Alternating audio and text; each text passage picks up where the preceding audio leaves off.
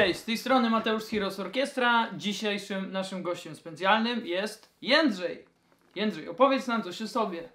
Cześć, jestem Jędrzej, jestem muzykiem, w sumie od małego zawsze byłem karmiony muzyką, chociaż były takie momenty, że gdzieś tam się buntowałem i mówiłem, nie, muzyka klasyczna B, w ogóle nie chcę grać na instrumencie i no i tak, wolę grać w gry, na przykład właśnie w Heroesy.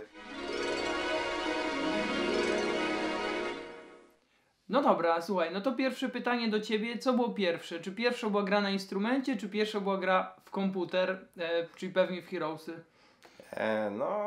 Tak, pierwsza była jednak gra na instrumencie, bo chodziłem do podstawówki muzycznej na wiolonczeli.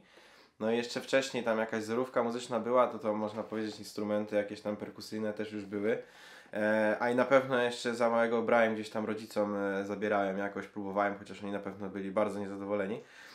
Ale pewnie mi gdzieś tam asekurują zdawali. A gra w Heroesy, no ja w ogóle późno miałem komputer, wcześniej miałem konsolę. A w Heroesy grałem u sąsiadów, jakoś w drugiej podstawówki i pamiętam grałem w trójkę, grałem gnolami, były tam gnole, to pamiętam dobrze. Bagnisty klimat mi się bardzo podobał i jakoś mam do dzisiaj sentyment do tego zamku. Okej, czyli do Fortress. No to ja podobnie generalnie też bardzo lubiłem ten zamek, tylko ze względu raczej na bohaterów i to, że oni byli twardzi po prostu. Czyli tam większość bohaterów dostaje płatność, po prostu jest łatwiej się gra.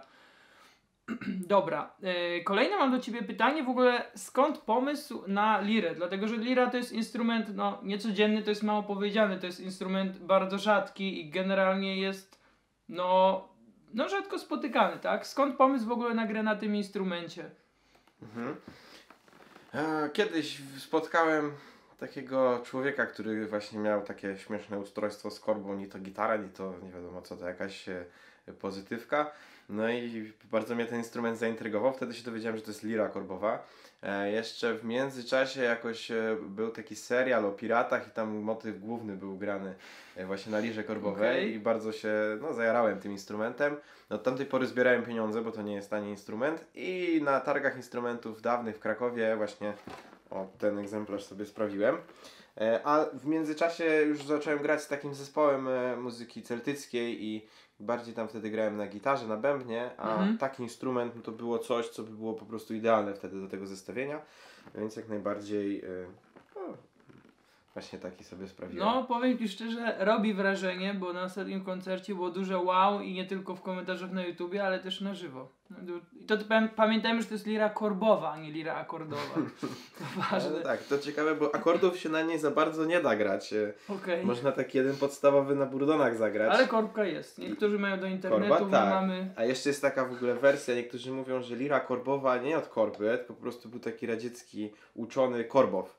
I on stworzył po prostu lirę. Ale naprawdę? No przecież się nazywa lira korbowa, nie? No to aha, chyba tak. Okej. No dobra, to już wiemy o lirze trochę.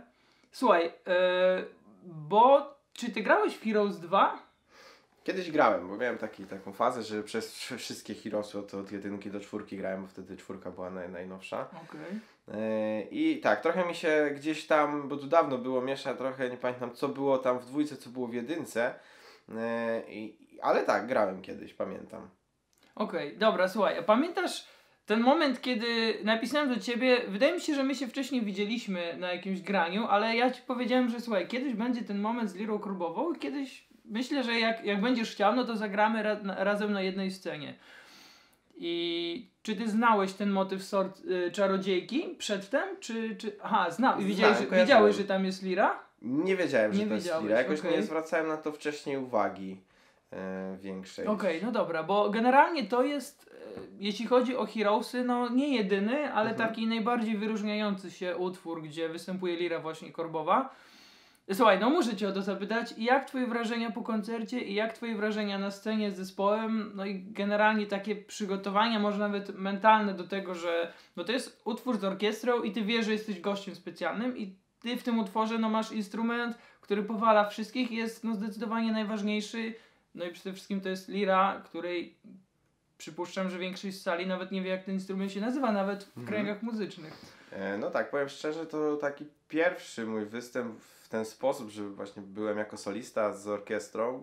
W ogóle w zasadzie tak na poważnie pierwszy taki koncert z orkiestrą, bo kiedyś to tam jeszcze za czasów szkolnych jakieś były koncerty, gdzie w chórze śpiewałem, no ale to byłem z tyłu.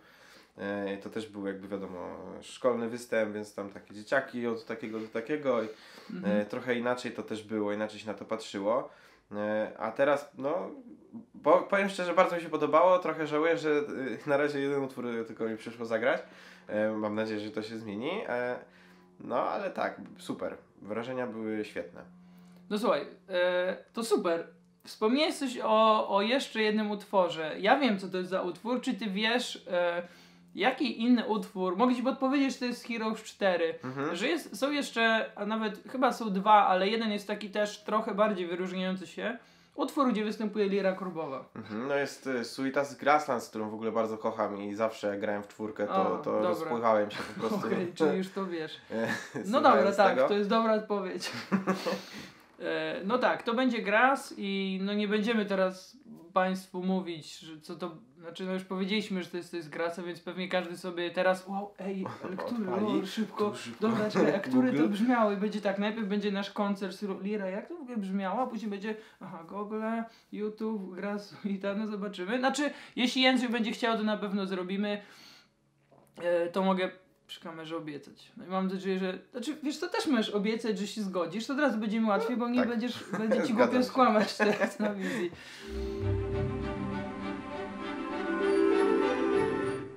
Słuchaj, to może nam coś o tej lirze opowiesz. No pewnie. Generalnie nie jest to instrument, tak jak wspomniałem wcześniej, jakoś super popularny, a raczej jest niepopularny i niespotykany. No to powiedz nam, jak to się dzieje, że się dźwięk wydobywa, jak to w ogóle gra, w jakiej tonacji, czy są jakieś dźwięki, których nie może zagrać, gdzie się najlepiej gra, w jakiej może tonacji, w jakim stroju. Wiesz, że taki standardowy strój to jest G, D, jakoś tak mniej więcej właśnie strojone są struny. To bardzo różne są też liry, więc to ciężko tak ogólnie sprecyzować odpowiedź na to pytanie. Okay. Ja mam akurat dwa burdony, czyli takie struny, które wydają cały czas ten sam jakby nieprzerywany dźwięk. Taki bass boosted. Tak, można jeszcze dodać drugi, zrobić jakąś kwintę, żeby było jeszcze mocniej. Są dwie struny melodyczne, na których można zagrać jakąś melodię, ale co ciekawe właśnie, to nie wiem, mogę pokazać. O, siemanko. Tak, tutaj jakby do kamery jest wnętrze liry. Tu widać jak działa mechanizm, tak? Czyli jak naciskam przycisk, to te drewniane tak zwane tangenty dotykają struny i skracają tą strunę tak jak palce na innych instrumentach. To było bardzo ciekawe rozwiązanie. Bo trzeba dodać, że instrument jest, jakby koncept na instrument już był w średniowieczu i najstarszy jakby dowód na to jest witraż przedstawiający organistrum, czyli taką większą wersję liry korbowej i to jest w Santiago de Compostela, jest datowany na połowę XII wieku chyba, jakoś tak. Wow, to starszy niż Heroesy. Tak. No i właśnie, tutaj można zagrać melodię, ale na przykład jak włączę dwie struny, to mogę grać sobie tak jakby w jakimś tam interwale, więc akordowa jakby no nie jest za bardzo.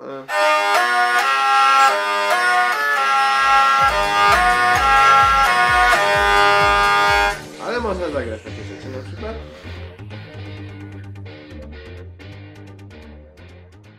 To trochę uchylę rąbka tajemnicy, co jest w środku. Tak, mamy struny melodyczne, przyciski. Jak naciskam przyciski, tak, to te tangenty, tak zwane, te klocki dotykają struny i ją skracają, tak, dzięki czemu można zagrać jakąś melodię. Jakby się ktoś zastanawiał, to tak naprawdę lira korbowa jest instrumentem smyczkowym. Dlatego, że mamy tutaj koło, które pełni rolę smyczka.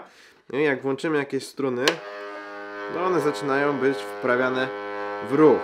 Jak w ogóle pomysł na lirę korbową był taki, że ktoś zastanawiał się, co zrobić, żeby jak jest smyczek, tak, i on ma jakąś odległość, no to trzeba zatrzymać ten smyczek, prawda, i przez chwilę nie ma dźwięku, a tu mamy nieskończenie długi smyczek, można tak godzinami kręcić, ten dźwięk nie będzie się zatrzymywał tak naprawdę, dopóki ja nie przestanę kręcić korbą. Ulubiona seria pytań, którą każdy, z kim rozmawiam na temat Heroesów i Heroes Orkiestra dostaje. I to jest też moment, że miałem powiedzieć, dlaczego mam okulary, bo mam straszną alergię na koty, a tu kotów jest dość sporo, więc po prostu muszę być w okularach. Słuchaj, pierwsze pytanie. Ulubiony zamek najpierw z Heroes 3. Z Heroes 3. Dobra, tu pewnie cięcie, muszę pomyśleć. Nie no, możesz na głos myśleć. Na głos myśleć?